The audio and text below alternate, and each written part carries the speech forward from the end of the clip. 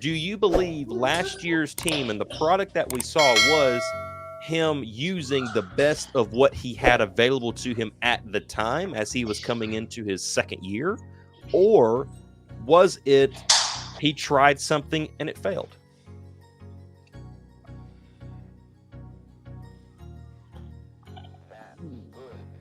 I think he tried to maybe he tried to repeat what he did his first season, Mhm. but he didn't have Brady.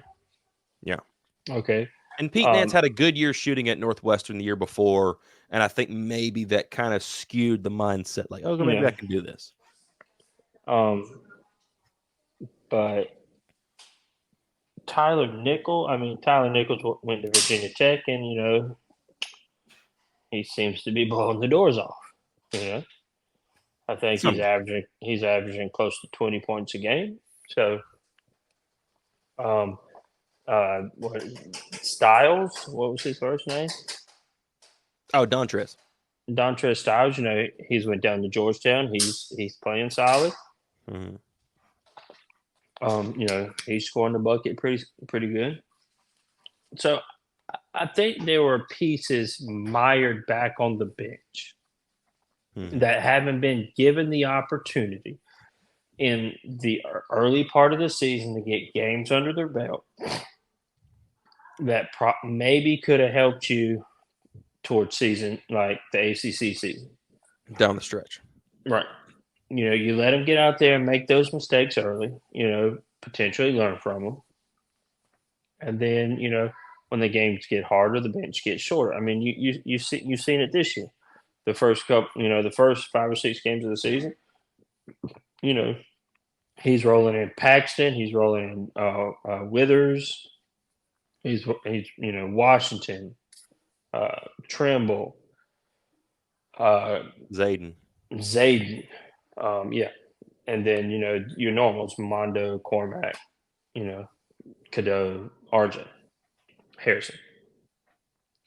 But now when the competition's gotten a little stiffer, starting with probably UConn, Oklahoma, from then on there, it's been kind of the starting five, Seth. Then we'll see what Washington. happens. We'll see what happens. There was games Washington never got off the bench, and Mhm. Withers got to play. Then Withers never got off the bench, and Washington got to play. But you really didn't see a lot of Paxton unless the game was kind of in a blowout mode. So, um, he's using the bench, but I think it's a game by game basis. I don't think Withers is going to see minutes every. He might not see big minutes every game, because right now I think Withers is kind of that. He'll come in and he's either going to make some spectacular shots on some spectacular blocks and some spectacular dunks, or he's going to have some turnovers and defensive mess ups and some just a 3 pointer that barely bridges the rim. It's either he's kind of hit or miss when he comes in his game. So a little bit more consistency, and maybe you have that 7/8 player rotation. Later in the year. You have that many players later in the year. If we had 8 players 2 years ago instead of the Iron Five, maybe we win that game against Kansas. If we had those type of bodies to throw at Kansas. Mhm. Because we was up 20, what, 15, 25, Yeah, 25, 15. 15. Yeah, if we was up 25, that'd have been really sad. We was up 15. I mean, it's still sad enough as it is. I mean, yeah, it's still sad. But that you got to have depth. It's you can't play 5 people for 20, 30, 20 plus 30 plus games and not expect those 5 people on the 29th game to be like, wow, I'm not tired. Let's go play the Yeah. 30th game. You know, you can there's only so much recovery you can do. Eventually, your legs are just going to be spaghetti noodles, and I think that's what happened in that second half of that national championship game. They blew them out in the first half, and then they came out in the second half, and their legs were just, I mean, you know, the legs were just non-existent. They weren't getting the lift. Brady Manick got knocked unconscious. Yes, But he did twice. poor guy. Oh, I I love feel that so dude. bad. That dude was amazing. No, I love Brady Manic. If I ever meet the guy, I'll shake his hand, get a picture, and say thank you for everything that you did for the North Carolina Tar Heels that year. You're probably my favorite player. Um, but I feel bad for him because he drug. I honestly believe he drugged that team. Yeah. And behind the scenes in the locker room, I think he willed that team with hitting big shot after big shot after big shot. Hey, if you guys ain't going to do it, by God, this 3-point machine from Oklahoma, he can do it. Yeah. Um, and you need a guy like that. And getting back to this year's team, I think Harrison Ingram is that guy. You Yeah. know, I ain't you gonna want lie, Seth Trimble has knocked down, especially in the game against who was that exactly?